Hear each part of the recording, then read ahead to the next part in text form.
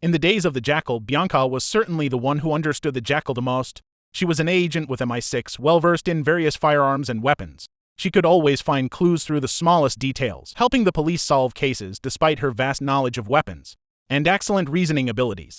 She was still not given much recognition by the organization. Even so, she worked diligently, often late into the night. One day, she saw a news story on TV about the Jackal killing the German Chancellor candidate.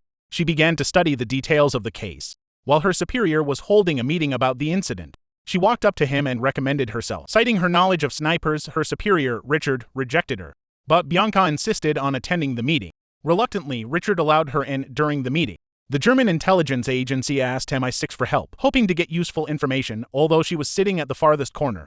When the topic touched on her expertise, Bianca boldly spoke up. She asked them to enlarge the image. Soon, she noticed something suspicious. The Jackal was only carrying one suitcase. But to make such a long-range sniper shot, the barrel of the rifle would need to be at least 80 centimeters long. This meant the rifle must have been specially modified to fit inside the suitcase. She just so happened to know of a gunsmith who could do such modifications.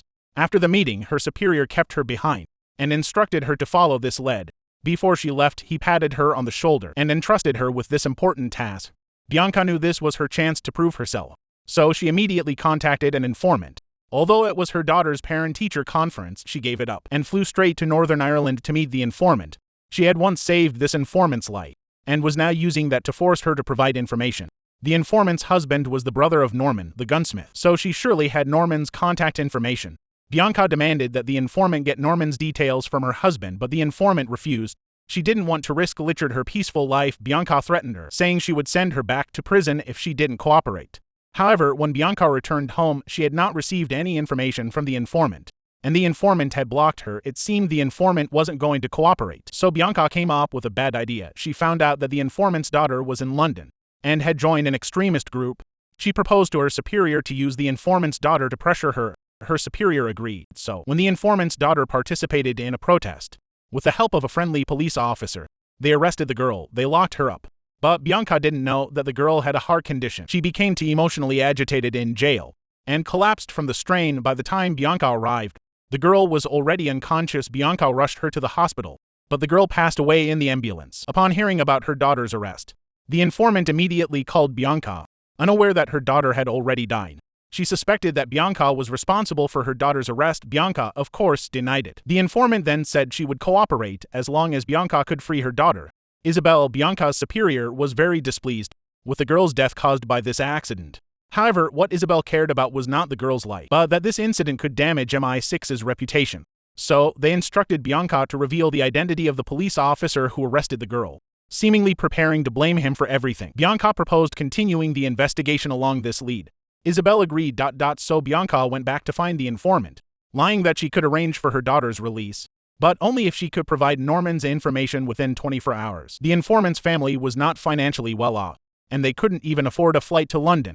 So, the informant suggested borrowing money from her brother, Norman. Her husband agreed and did so. Soon, the informant found a message between her husband and Norman on his phone, which she secretly took a photo of and sent to Bianca. Following the lead, Bianca discovered that Norman was in Belarus. She and MI6 agents drove to Norman's residence, but Norman had already been alerted. He had set a bomb at the door. In the chaos, Norman killed two agents. Taking advantage of Bianca's momentary distraction, he escaped in a car. But Bianca did recover something. She found Norman's suitcase. She brought it back to MI6 and, in front of her superiors, demonstrated how the suitcase could be assembled into a sniper rifle. It was clear that the Jackal's sniper rifle had been made by Norman. Her superior finally agreed to let her continue the investigation. The informant finally arrived in London and learned of her daughter's death. Faced with the informant's interrogation, Bianca pretended to have no connection to the girl's death and demanded that the informant continue providing her with leads. The informant was furious. Fuck off. The informant's cooperation stopped. The failure of the Norman capture mission led MI6 to realize that someone had leaked information. So, they brought Bianca in for questioning. Isabel decided to launch an internal investigation for a mole. The next day, Bianca's superior, Richard, suddenly contacted her, arranging to meet her outside. He solemnly told Bianca that only 4 people knew about the Norman operation. The 2 of them, one of their colleagues, and their superior Isabel. Recently, he had received a warning from a friend in intelligence, who hinted that there might be a mole within their department. Richard trusted Bianca, so he decided to share this with her, meaning someone was trying to stop her from continuing the case. Her situation was about to become much harder.